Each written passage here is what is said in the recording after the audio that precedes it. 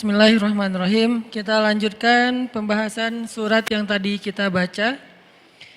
Tadinya pengen baca cuman setengah tapi keenakan karena emang sifat dari Al-Quran itu kan sebetulnya kalau kata Utsman bin Affan, kalau hati kalian, bukan nggak enak juga nerjemahinnya. Kalau bahasa aslinya tuh kalau hati kalian bersih, maka kalian tidak akan pernah merasa bosan terhadap Al-Quran. Kalau saya sih bukan karena hati bersih, karena pengen bersihin hati. Jadi merasa kayak butuh baca lebih banyak dan salah satu surat yang buat saya sih paling favorit itu selalu surat-surat atau ayat-ayat tentang kisah ya. Jadi kalau baca ayat kisah itu rasanya kayak nonton film. Apalagi kisah para anbiya, kebayang langsung imajinasi kolosalnya, imajinasi adegan-adegan dramatisnya. Itu langsung kayak nonton film terus kayak menikmati banget alur-alurnya. Nah ini termasuk surat ataupun kisah tentang Nabi Musa alaihissalam. Teman-teman kalau perhatiin kisah Nabi Musa di Al-Quran itu agak acak memang. Kayak misalnya kisah pertama tentang Nabi Musa di Al-Quran itu surat apa? Al-Baqarah. Karena di Al-Baqarah itu kan langsung masuk cerita Bani Israel ya. Setelah cerita tentang Nabi Adam langsung Musa Bani Israel dengan Bani Israelnya. Nah, justru di Al-Baqarah itu kisah kisah Musa lebih ke episode ke berapa? Udah bukan di awal-awal itu. Episode ketika Musa udah keluar dari Mesir. Justru cerita di Al-Baqarah itu ketika Musa sudah keluar dari Mesir. Kalau yang di awal-awal justru di Al-Qasas. Al-Qasas yang awalnya Musa kecil. Musa baru lahir dihanyutkan ke Sungai Nil. Kemudian nanti episode keduanya yang tadi kita baca Musa remaja. Dengan kasus salah satu klimaksnya di episode itu adalah Musa apa? Klimaksnya Musa menikah. Itu klimaksnya. Dan itu penting ya.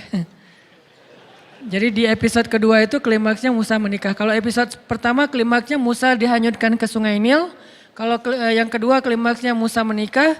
Nanti ketiga ada di surat Toha. Ketika Musa udah nikah dan pengen balik ke Mesir ya.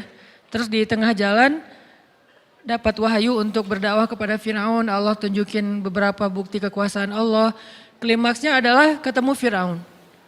Nanti balik lagi ke Al-Qasas dan Toha sama tuh mengisahkan episode tentang ketika Musa mendakwahi Firaun. Lalu nanti sampai puncaknya adalah belah laut.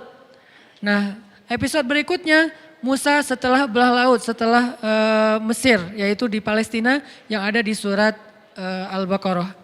Dan episode berikutnya nanti ada di surat Al-Kahfi. Musa ketika udah kayak selesai semua era-era dakwah dia, sekarang mulai mencari seseorang yang laki-laki soleh pengen belajar sesuatu yang baru lagi dari orang itu. Yaitu Musa dengan adegan Khidirnya. Puncaknya ditinggalkan oleh Nabi Khidir. Jadi adegan-adegan bersama Nabi Khidir. Jadi cerita Nabi Musa itu di Al-Quran sangat banyak. Bisa dibilang Nabi yang di Al-Quran dikisahkan paling banyak selain Rasulullah SAW adalah Musa alaihissalam. Kalau Nabi Muhammad wajar karena Al-Quran diturunkan kepada beliau. Tapi kalau Musa beliau punya Taurat. Tapi kenapa di Al-Quran kisahnya panjang banget? Saking banyak sekali adegan-adegan yang luar biasa dari kisah Nabi Musa dan inspiring banget buat kita baca. Kalau Yusuf panjang tapi satu surat doang. Kalau Ibrahim banyak surat tapi gak sepanjang Musa. Kalau Musa itu panjang banget. Kalau Zakaria misalnya ada di 2 atau 3 surat gak terlalu panjang juga lah. Maryam oke, tapi Musa lebih panjang dari mereka semuanya. Dan ini malam ini kita akan coba bedah kisah Nabi Musa alaihissalam di episode, sebutlah episode kedua, masa Nabi Musa usia remaja. Disebutkan oleh Allah Subhanahu wa taala di ayat berapa tadi teh? 14. Walamma balagha asyuddah wastawa atainahu hukman wa ilma. Ketika Musa sudah berusia asyuddah, usia cukup. Berapa usia cukup? Kata sebagian ulama usia cukup itu adalah usia cukup menikah. Usia cukup di sini adalah usia cukup menikah. Perlu kita cari tahu berapa? Ada ikhtilaf, jadi aman ya. Ada sebagian ulama mengatakan usia cukup di sini adalah 20 tahunan. Sudah belum? Oh ya. Yeah. Berarti sudah asyuddah. Sudah cukup tuh. Jadi walamma balagha asyuddah, ketika Musa sudah berusia cukup, sebagian ulama mengatakan 20-an tahun. Sebagian yang lain mengatakan 30-an tahun. Kenapa? Karena usia 30 tahun sampai 40 tahun itu adalah usia ideal seorang laki-laki. Usia ketika bertemu dua kebaikan pada dirinya. Pertama, secara fisik dia sudah sempurna. Kedua, secara akal dia sudah bijaksana. Kalau di atas 40 tahun mulai nih fisiknya berkurang sedikit demi sedikit. Tapi nggak langsung drastis, 40 tahun terus tiba-tiba jadi lemah, nggak juga sih. Pelan-pelan nih berkurang. Tapi idealnya bertahan antara 30 sampai 40 tahun. Setelah 40 tahun fisiknya mulai berkurang sedikit demi sedikit, akalnya tetap sempurna. Di bawah 30 tahun fisiknya sempurna, akalnya belum sempurna. Nah, yang paling sempurna itu usia antara 30 sampai 40. Dan itulah usia Nabi Ayub ketika Allah sembuhkan. Nabi Ayub sakit sekitar usia 80 tahun. Lalu ketika Allah sembuhkan, mandi dengan air di bawah kaki beliau, tiba-tiba beliau jadi muda lagi. Mudanya beliau, kata sebagian besar ulama tafsir, adalah di usia antara 30 sampai 40 tahun. Karena itulah usia paling ideal. Dan itu juga yang menjadi patokan usia penduduk surga. Penduduk surga itu kata Allah usianya sebaya. Arti sebaya rata-rata antara 30 sampai 40 tahun. Dan itulah usia penduduk surga. Jadi kalau belum usia 30 tahun, belum sempurna syaratnya nih. Di atas 40 tahun udah agak-agak gimana gitu. Jadi usia yang ideal itu antara 30 sampai 40 tahun. Walaupun itu nggak berlaku kepada semua orang. Ada orang yang usia 20 tahun tapi dia melakukan karya-karya yang bahkan orang 40 tahun belum melakukannya. Seperti Muhammad Al-Fatih.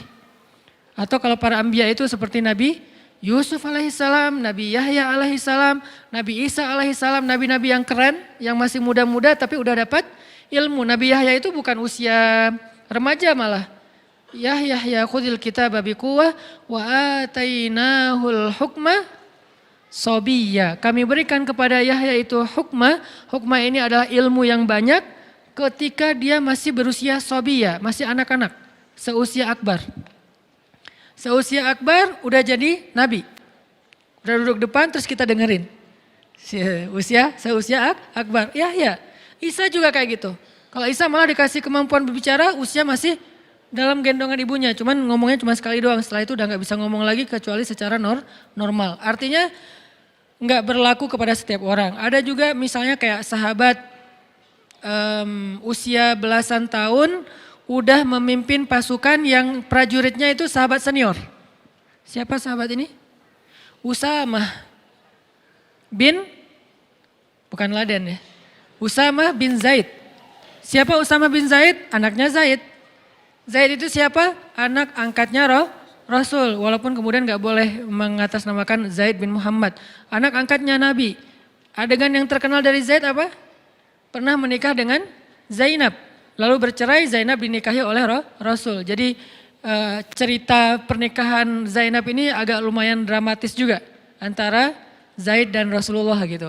Agak lumayan lah ceritanya luar biasa. Jadi anaknya namanya Usamah. Usamah usia SMP, kalau di kita sekitar 14 tahun, usia SMP udah memimpin sebuah pasukan perang. Dia udah jadi kayak panglima militer. Anggota pasukannya, prajuritnya siapa? Umar bin Khattab. Coba. Kelas-kelasnya sahabat awalun yang dijamin masuk surga, yang Rasulullah bermusyawarah dengan mereka. Siapa panglimanya?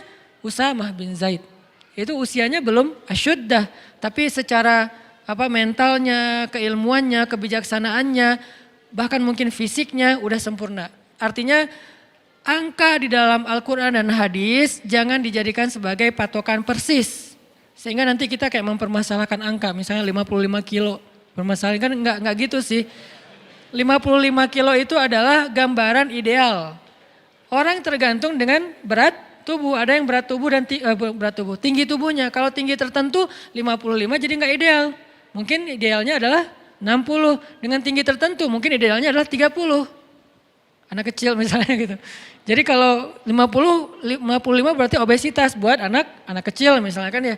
Artinya angka 55 di situ itu angka moral of the story-nya adalah jaga penampilan, jaga tubuh kita dan itu bukan soal berapa kilonya tapi soal menariknya di depan. Allah